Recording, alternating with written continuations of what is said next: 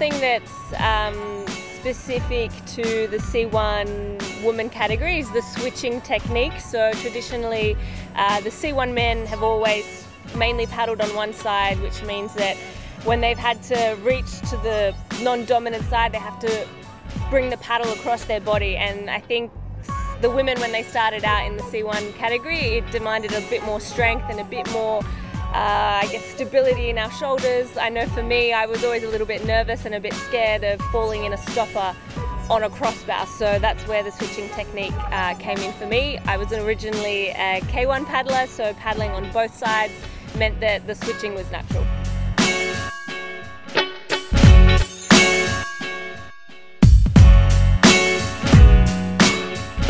When I say switching, I mean changing the side that I paddle on. So rather than sticking on one side and not moving my hands and bringing the paddle across, I tend to bring the paddle forwards and then swap my hands, and that way I'm on an onside stroke when I'm paddling.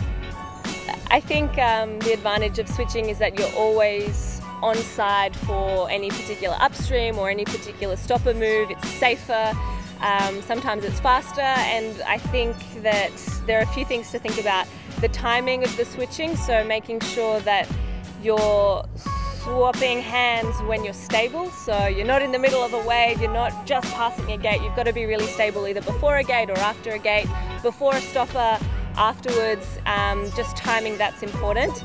I think gripping your paddle well, not throwing it too fast or too hard that you actually let go of it, is also important. So practicing that on the flat water when you're starting out is useful. And third, maybe I think it's important to still develop both sides. So learning to paddle all on the right side, developing the crossbows on that side, learning all on the left as well, so that when you're training you can practice doing a course all on the left side, all on the right side, and also switching.